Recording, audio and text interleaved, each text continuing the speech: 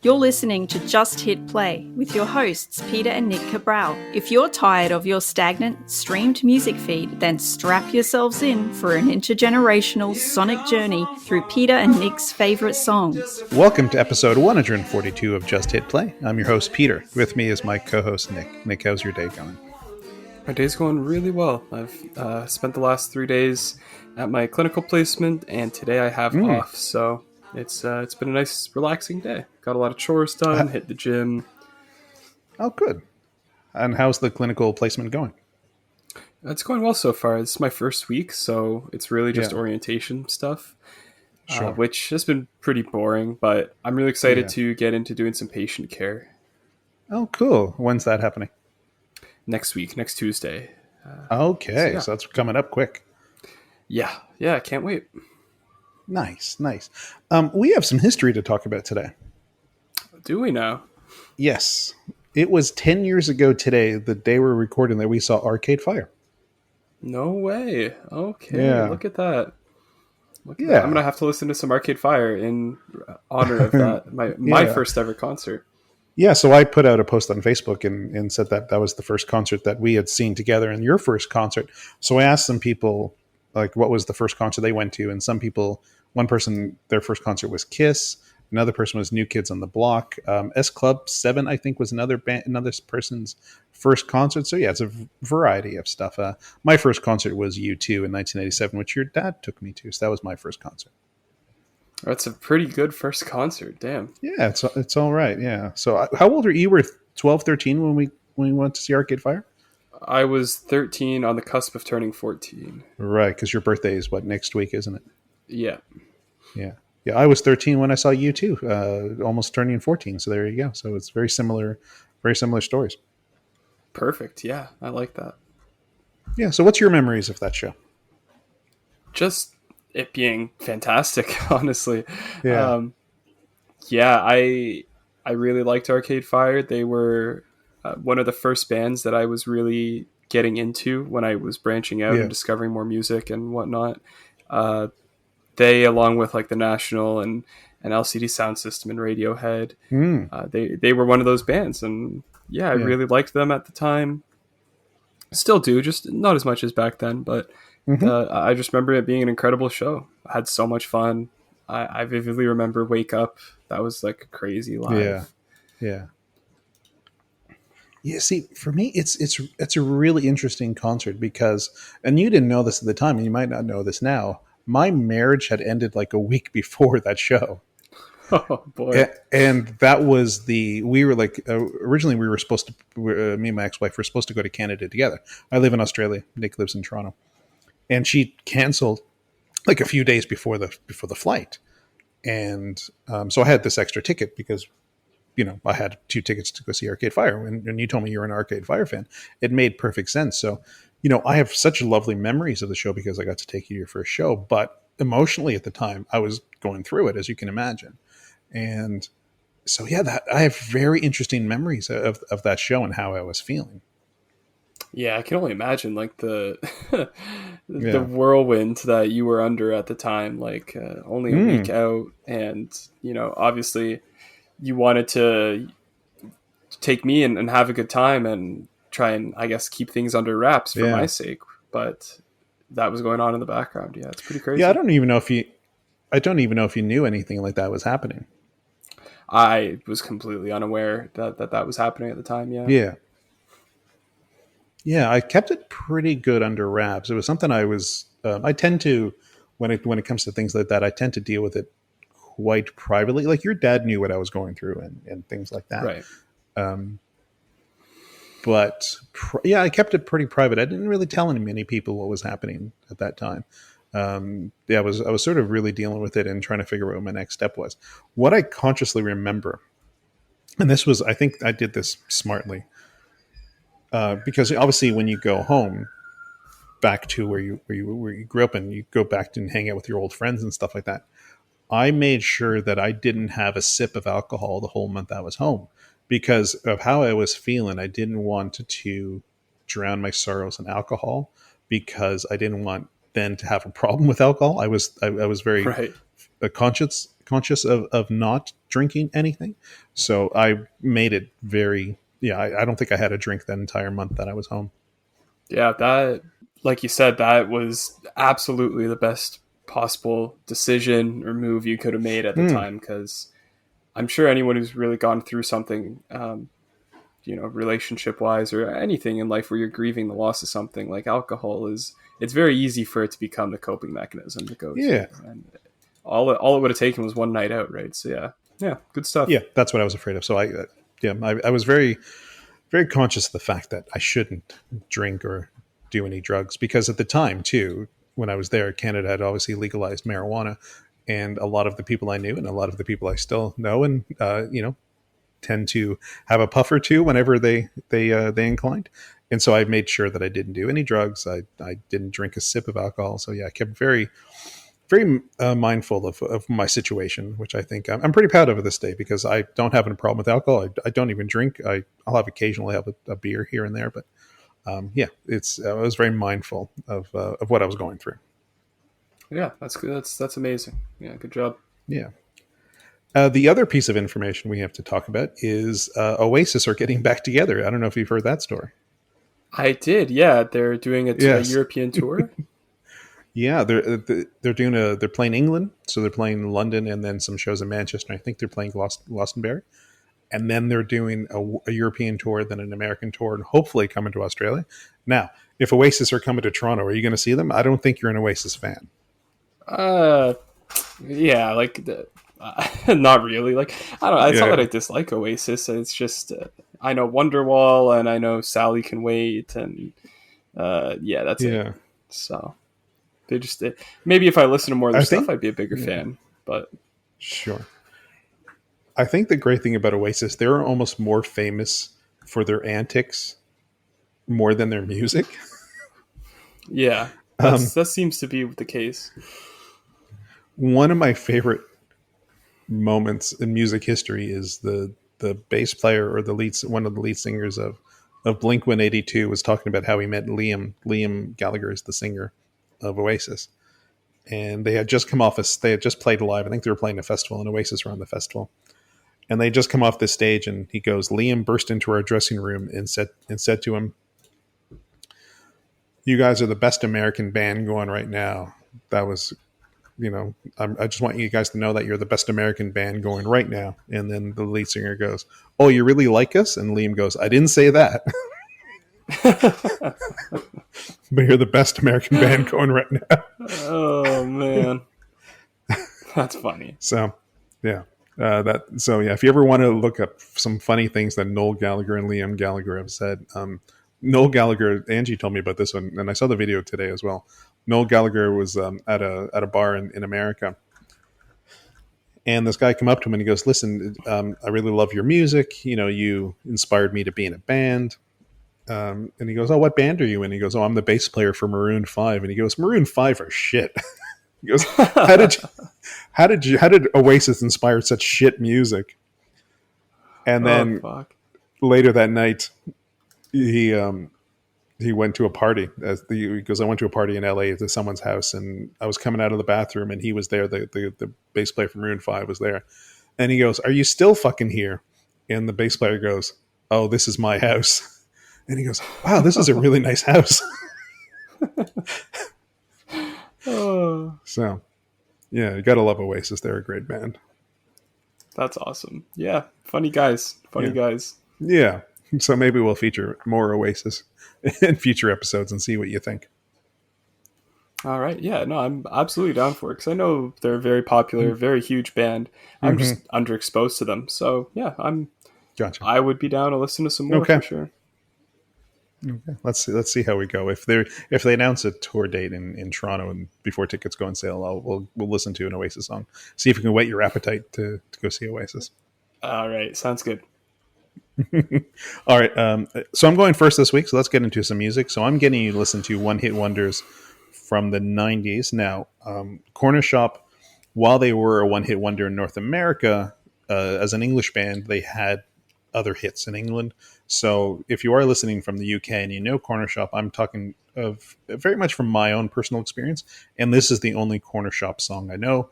which is Brimful of Asha. Darren, just hit play.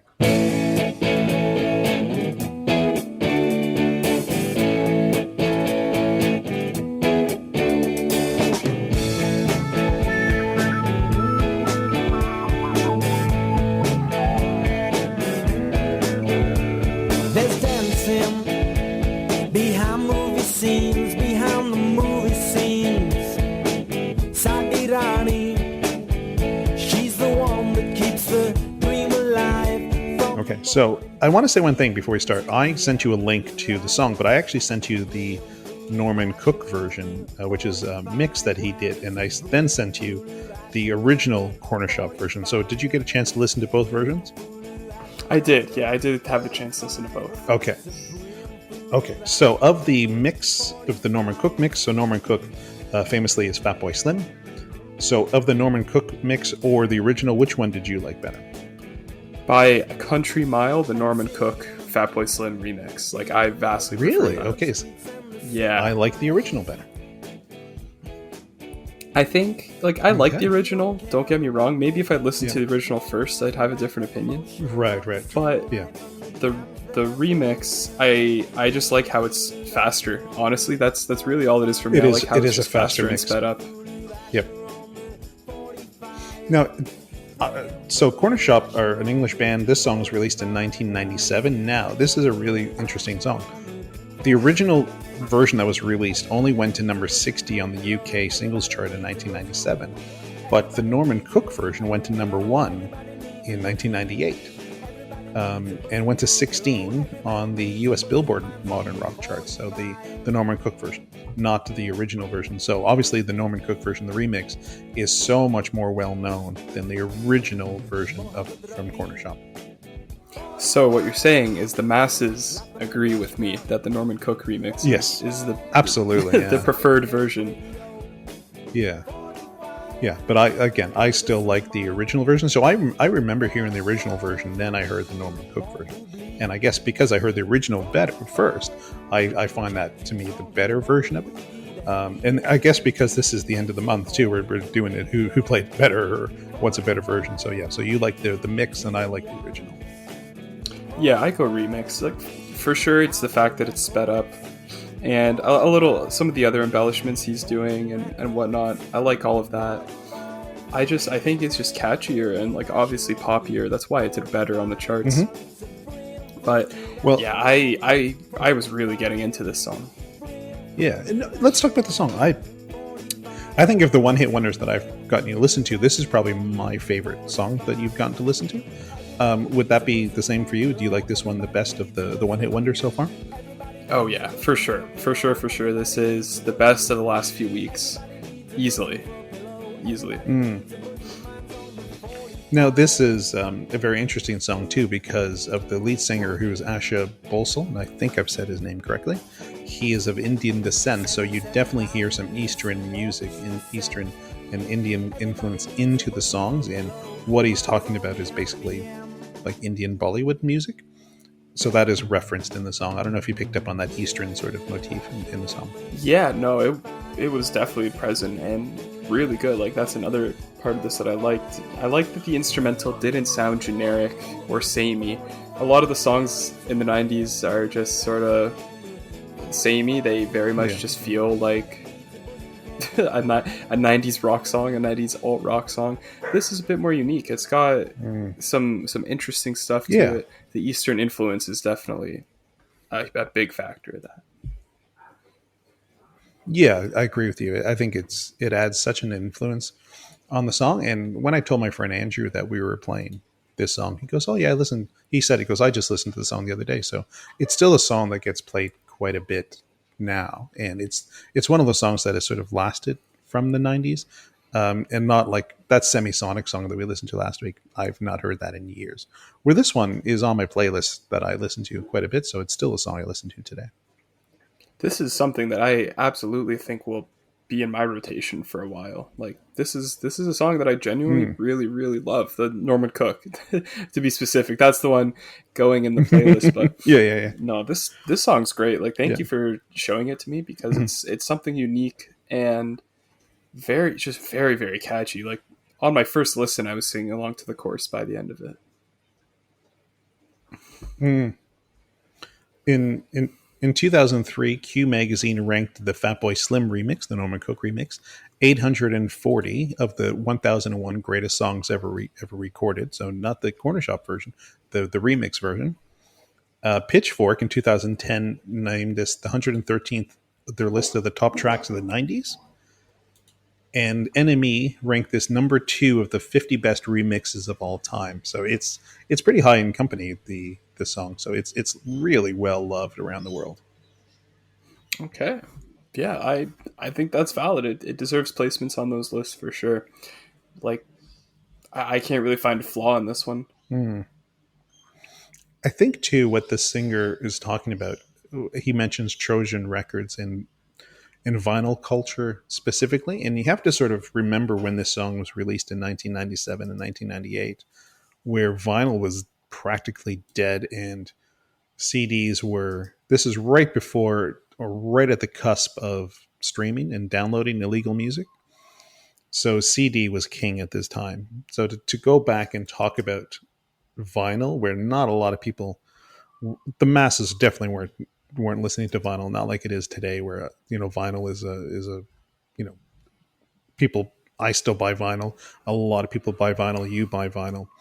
In 1997, no one was buying vinyl. So to talk about the sort of remembrance of that era or of that feeling of the vinyl culture is quite interesting. Yeah, it's really neat to get a look at that. And it's so funny to me that no one in the 90s is buying vinyl because, like you said, it's so big now. So it's like, obviously, vinyl was like the only medium for a while. I guess cassettes as well, but vinyl was like the main medium for a while, and then it just like got wiped out by a meteor like the dinosaurs. And then 20 years later, it's massive. It's funny how that works. I also heard that like tapes are coming back in fashion, and I hope that's not true because tapes are terrible. It's a terrible way to listen to music. So I'm hoping that tapes do not come back in fashion. I think tapes are, and I'm definitely generalizing here. I think people who are big into tapes now, they're not doing it like really to listen to the music. It's purely for the aesthetic, and because collecting vinyl or buying vinyl is very much a mainstream, very popular thing. Yeah. So tapes is like the more niche, underground version of vinyl. Yeah, let's hope that doesn't stay because, that never comes back because tapes notoriously break, they stretch. The more you listen to a tape, the worse it sounds. I can't tell you how many times I've had tape break and it just started spooling in the tape player, and you have to sort of roll it back with a pencil. Oh, it's an awful medium to listen to music. So let's hope that never comes back. I won't be participating. Even if it does come back, I will not be participating. No, nor should anyone. So please don't buy tapes, people. Let's stick to vinyl and streaming music. It's the right way to listen to music, and because obviously we're the authority when it comes to this. So please listen to us. Yeah, if you're gonna listen to anybody, it's us. We know what we're talking about. Don't listen to any other assholes. We know what we're talking about. Correct. Yeah, absolutely. No, I'm really glad you like the song. I don't really have a lot to say about it. It is one of those songs that I've always loved since I've heard it. I think it's a really catchy little pop song. Cornershop, yeah. I have really fond memories of this song, and I agree. Everybody needs a bosom for a pillow. So, wise words. Yeah, very uncontroversial statement. Like, how can you not agree with that?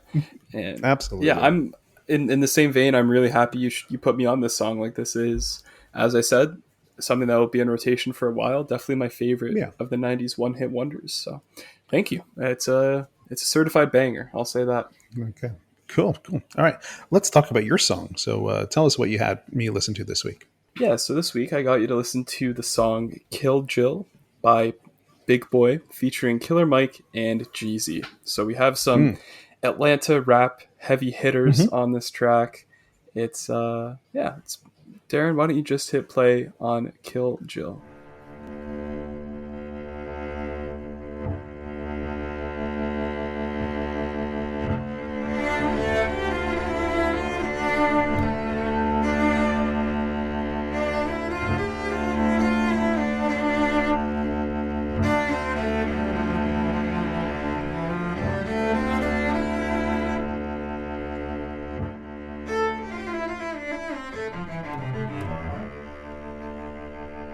Okay, so I know in the past you've liked some Atlanta rap. I know Mm-hmm. you like Outkast, you like Big Boy. Yep, I do. So and you like Killer Mike from the Run the Jewels stuff you've listened to in his own Yep, stuff. So yep. tell me, what did you think of Kill Jill? Yeah, this one didn't wow me. It has a classic rap feel to it. It definitely is heaped in nostalgia. I don't know. I found it a little bit boring. I was trying. I've listened to it in many different ways too. I listened to it on speakers. I listened to it on headphones. I listened to it driving in my car. I just couldn't find a niche of where it sort of made sense to me. Yeah, I didn't. I just didn't. I didn't warm to the song. That's fair. That's very fair. Uh, it. I wouldn't say the song has like a lot going on. I think that it's pretty repetitive for the most part, just switching up when different guys start their verses. But for me, I just really love Killer Mike, and I really like Big Boy, Right. and so I think Yeah. they did enough to carry the song for me. And to be completely honest, I think Killer Mike almost carries the song for me on his own. Like he's the one going first and everything, Yep. and He's I think he's the standout guy on this song. I agree. I everything else you played me by Killer Mike, I really enjoyed it. I really like Run the Jewels, and I like his rapping style. I like the fact that it's not aggressive that his rapping style is, but it's, I don't know, energetic is probably the best word for it. Very energetic. Yeah, I think sometimes with Atlanta rap, it's not that. It's very low key and understated, and I think he's a very energetic rapper, and I do appreciate that. Killer Mike is super energetic. Have I remind me? Have I played the song "Reagan" for you by Killer Mike? No, I don't think yeah. Okay, we're gonna not next week because I have a song for next week, but soon we're gonna listen to the song "Reagan" by Killer Mike. I think you'll love that one. Sounds good. Yeah. The last verse on this song, who does the last verse? Because that was probably my favorite verse on the song. The very last verse was Jeezy, actually, and that's surprising to me that that's your favorite verse. But Yeah. I like that.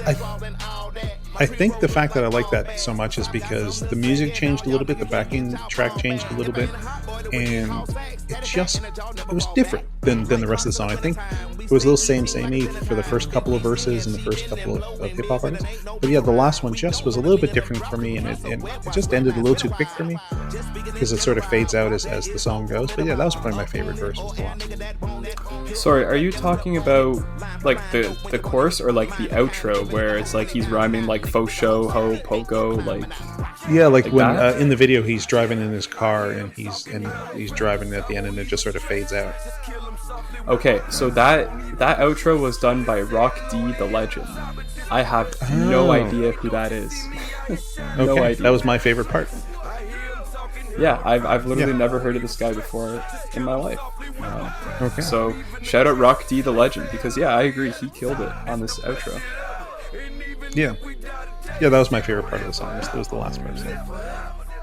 Yeah, it's very much just I feel like that's just one of their homies that was in the studio and they just asked him if he wanted to hop on the mic and record the outro for the song.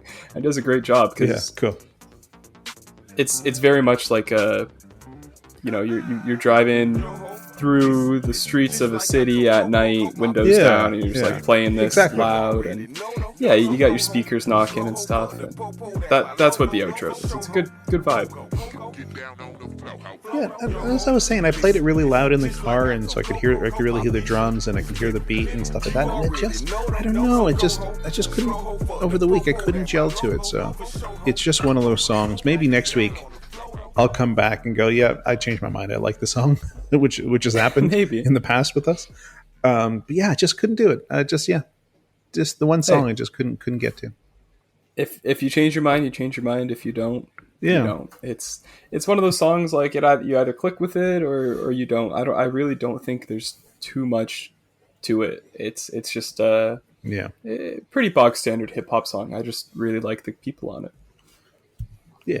No, I told you I saw Outkast in concert. I think it was '99 when I saw them in concert, and it was absolutely amazing. The loudest, probably the second loudest show I'd ever been to in my entire life. It was so loud. We moved as far back as we could from the speakers. It was so loud. Yeah, so great band, Outkast live. Yeah, that, like, you've told me that before, and that Yeah. you've seen a lot of great concerts. That is the one that I'm still like the most envious of. Like, I would do anything to see Mm. Outkast. I love Outkast so much, and obviously, Mm-hmm. like, they're probably not going to get back together. So much time has passed. If they do, it'll be when Yeah. they're old, and of course, I'll go see them then. But for you to see them in their prime, like right Mm-hmm. after Aquemini came out, that's just insane. Like, Yeah, yeah, wow. yeah. No, it was a really good show. And the other hip hop artists, I've seen a few hip hop artists. The other one I saw Jay-Z here in Brisbane. He opened up for U2, which was a little bit odd. And I've seen Disposable Heroes of Hypocrisy. They open up for U2 as well. Yeah, so I've seen a couple of hip hop artists, not a lot, but I've seen a few. Yeah, well, the Jay-Z and Outkast are two that I have not seen that I would love to see, and Mm, it's not looking good that they'll ever tour again anytime soon. So speaking of Outkast, no. obviously, Big Boy is one half of Outkast, one of the Mm-hmm. greatest hip hop groups or duos ever, if not Right. the greatest. Um, Yep. yeah, we've talked about Outkast at length on the podcast. I love them. You love them. They're just so Mm-hmm. good, and I I Yeah. wish they had more than 6 albums. It feels greedy to ask for that, but I just wish they had more than 6. Yeah. I mean, one of the they would have to highly be ranked as one of the greatest bands of all time. It's just their musical output is just amazing. They're so good. So yeah, love that band. Love all their music. Generally love Big Boy in other stuff that he's released. Just this one I just couldn't get to. Yeah, so Outkast released their sixth and final album in 2006 called Idle Wild, and after that, they Mm-hmm. they just sort of faded out as a group. Started their That was solo it. Yeah. careers, um, and Big Boy released 3 albums. So he released one in 2010, 2012 or 2013, I believe. After that, and then Mm-hmm. this song is off of his third album called Boomiverse. This is one of the 2 singles off that album. Mm-hmm. It's actually a pretty good album. Right. I was surprised when I was listening to it because I feel like Big Boy it sounds mean to say, but he's just not as good as Andre 3000 in my opinion. So he's kind of in his shadow on most Outkast stuff. Right. Obviously, there's exceptions. Like He there's would have been. tracks where Yeah. Big Boy it has a better verse, better performance, whatever. But for the most part, I think Mm-hmm. he was in Andre Yeah. 3000 shadow. But his solo stuff is pretty good. It's actually really good. This is a great album. So Yeah. good for Big Boy. Yeah. Obviously, Andre 3000 was Jimi Hendrix in a biopic that wasn't very good. I saw the biopic. It wasn't a very good biopic.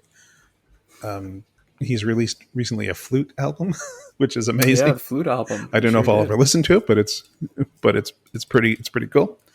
Yeah, I think you're right. I think Andre 3000 is much more recognized than Big Boy. Yeah, it's just a shame that Andre doesn't really have a solo career to speak of. He just No, he hops on verses, like he'll do features and verses. I think I've heard every single verse he's done since Outcast, and it's really not many. Thankfully, he always does them with my favorite artists like Kanye, Frank Ocean, Travis Scott, Pharrell, right? Yeah, yeah, Kid Cudi, Anderson .Paak, like all artists I really like. And then the Flute album, of sure. course. Yeah, yeah. Right, right. Is Atlanta rap or Atlanta hip hop? Is that still as big as it was? Is it sort of taking a back seat? How is it? What's its ranking now? If you were to give it a ranking, I think hip hop is in a weird place right now where mm, there's not a lot of new talent bubbling up. It's a lot of, and we're talking in terms of like mainstream. there's really not a lot of new talent bubbling up, and it's a lot of the same rappers who were really popular in 2018 are, for the most part, are still They're still, very yeah. popular. And almost all of the ones that are still popular from like 5-6 years ago are from Atlanta.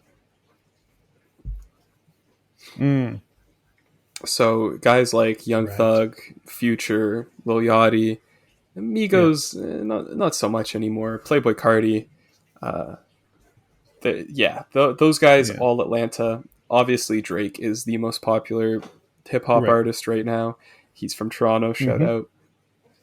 Yeah, I'd say Atlanta is definitely Mm-hmm. still, if we're talking regionally, Atlanta's still number one. But Mm-hmm. I don't think the highs are Right. as Okay. high as they once were. Mm. I still think hip hop is become so mainstream that we need, and Playboy Cardi is to me does this quite well, where we just need someone to spit in its eye a little bit, and we need a bit of a punk rock sort of movement when it comes to hip hop, and just to shake things up a little bit, just to be, a bit more controversial, I guess, and go back to its roots, which was a dangerous music that the city fathers didn't want their kids to listen to. It would be great to see if that could come back a bit. Yeah, I think Playboy Cardi is the torchbearer of that movement. He's the guy Mm-hmm. who really Mm-hmm. started the rage music trend, the punk hip hop sound, and he's Yeah. spawned numerous clones emulating that sound and style. One of them being Yeah. Ken Carson, who we both actually like a lot. Mm, So the problem with Cardi is he just doesn't have any interest in releasing music. Like he almost seemingly refuses right. to drop music completely. He's always like beefing with his label. They're supposedly trying to like interfere with his Okay. stuff. He doesn't want them to interfere, so he just doesn't release music as a protest. Mm-hmm. I don't know. It's a whole thing, but Right. Okay. yeah, he would be the guy. He's just not dropping music. Yeah, that's really unfortunate because I love his stuff. It's so on edge and it's angry and it's wonderful. So yeah, hopefully there's stuff coming soon from Mr. Cardi. Hopefully, but you never know. You never know with these guys, but yeah, it's so funny that Cardi can be considered Atlanta rap in the same vein that Big Boy and Killer Mm, Mike and Jeezy can be considered Atlanta rap. right. Like Yeah. it's such different stuff, but That's they get cool. grouped together just because of where they're from. Yeah. No. No, I totally get that. And I guess that's what makes a really healthy scene is when you can have different styles or different genres of music, but it's all still seen from that sound. But you can have so much different kind of music coming out from that one city. It's must mean it's a healthy music scene. I agree. I definitely agree. And before we end off talking about Big Boy, I have Mm-hmm. one and a half interesting facts about him. So he credits his Yeah, do uncle it. with introducing him to a wider variety of music, and he named Kate Bush as his favorite artist of all time. Okay, So that's to go along with that's that, impressive. Yeah, he yeah. was also the presenter for her induction into the Rock and Roll Hall of Fame in 2023 last year. Right. Okay, that's pretty cool. I didn't know that. Yeah, so Cool. Big Boy, huge Kate Bush guy. Yeah, yeah. And who isn't? Kate Bush is amazing, right? Yeah, Yeah. No, that's amazing. Cool. Yeah, I didn't know that about Big Boy. So that's cool that actually happened. Yeah. Wow. Cool. You hinted at it. So what song do you have for me for next week? for next week, you're going to listen to the song Good Luck Babe by Chapel Roan. Now, have you heard of Chapel Roan? I have heard of Chapel Roan, but I do not know any of your music. Perfect. Okay. That's great. Yeah. You're going to listen to Good Luck Babe, and we're going to talk about Chapel Roan next week. We're still going to go with the one hit wonders from the '90s. I'm having a lot of fun getting you to listen to some music from that genre or from that era. I'm not going to stop just yet. I usually do things for about 4 songs, then I move on to something else. But I'm having some fun, and I'm going to give you a choice of what to listen to next week. Okay. Your choices are: we can either listen to Chumbawamba and a song called Tub Thumping, or a band called Wheatus and Teenage Dirtbags. What would you rather listen to next week?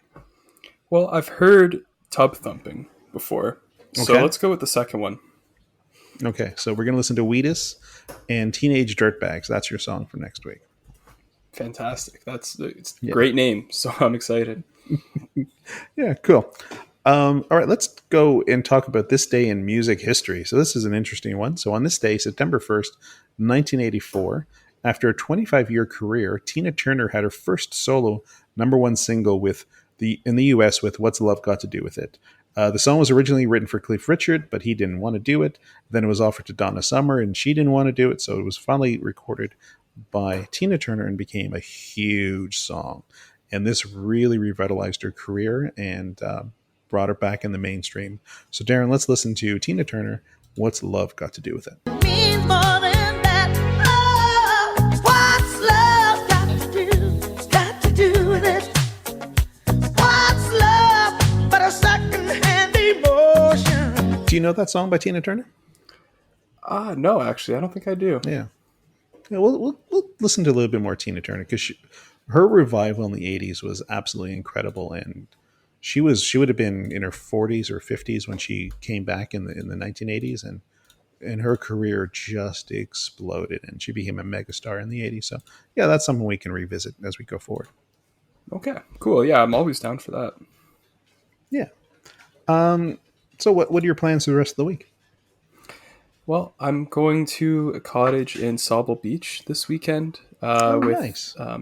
Yeah, it's a trip being hosted by a good friend of my girlfriend's and her boyfriend. So, yeah, there's a bunch of us going, and it should be a good time. We're going for the long weekend, so it should be a blast. And I will be waking up early on Sunday morning to watch Liverpool and Manchester play.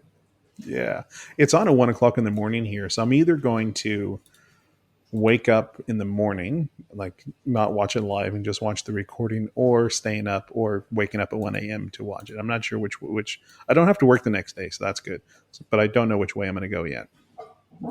Well, I hope if you stay up to watch it that it's at least worth your while and it's a good game. Right. Yeah. There have been some exciting games. Obviously, there was the 7-0 that Liverpool won. There was the 4-3, the FA Cup game. So there's been some exciting games. So it's always interesting what happens when these two teams play.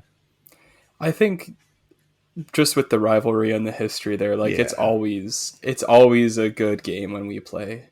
Like looking back the last few seasons, well, I mean, some have been very one-sided, but other than that, Yes, they're always good games. And you guys have made kind of two signings, even though one's gone back on loan. So you did make a new signing. I don't know if he'll be there. I don't know if he'll have time to play, but you guys have made a new signing.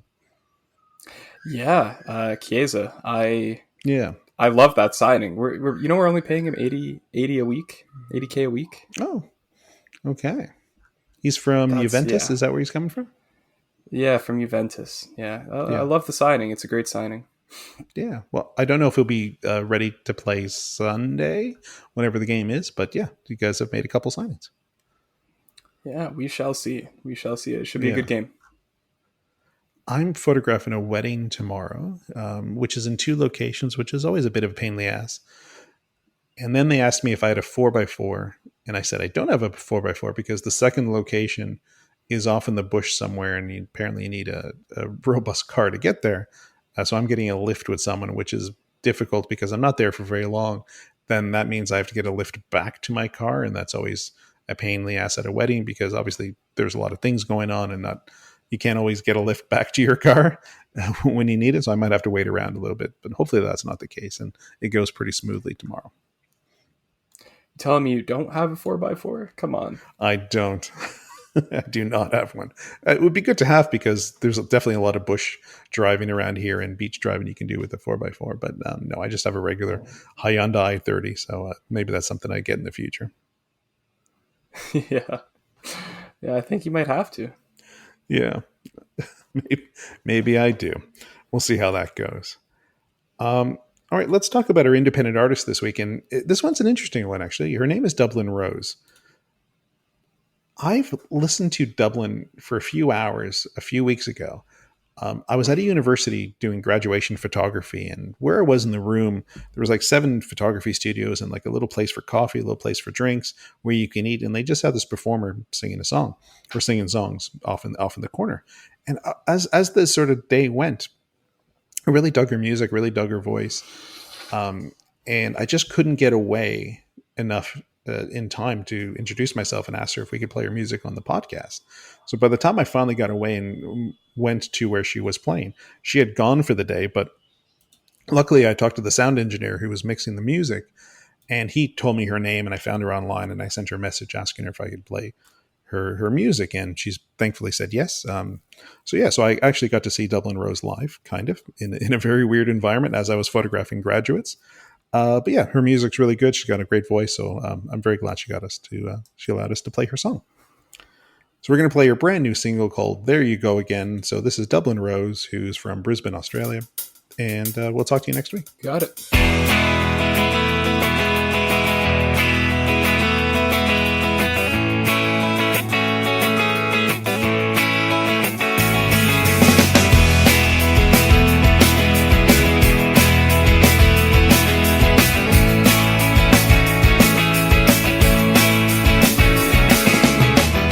I walk past your house on my way to school. Adjust my hair as I go past your window. We've only spoken once or twice. Wonder if you know you're the reason I can't sleep at night. Never stop checking if you've seen my story. Every single little thing I do is meant for you. Oh, you. 'Cause every time I see your face, it makes me mad. 'Cause I remember that I'm not yours, and I know you've never dreamt about me. Can I hurry up and stop loving you? Don't have a clue what you put me through. Tired of the late night fantasies, not ever dreaming of you and me. Staring at your face for a minute straight, taking pictures in my mind for the movie I'll be making in my dreams tonight. But you, oh you,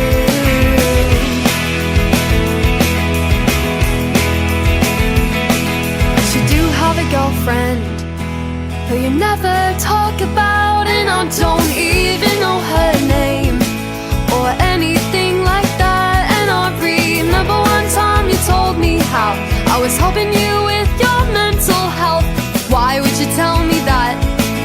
You know you've ruined mine. 'Cause every time I see your face, it makes me mad. 'Cause I remember that I'm not yours, and I know you've never dreamt about me. Can I hurry up and start loving you?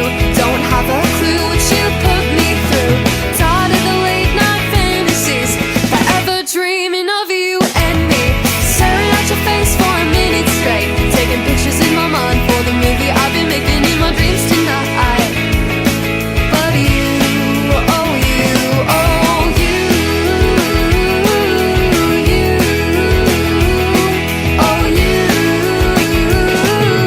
There you go again, I lost my train of thought.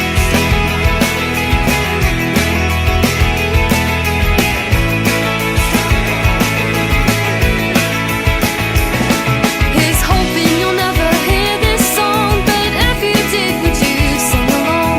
And if I were to reach your mind, but I like what you had to say. Or should I hurry up and stop loving you and forget all the songs I wrote for you?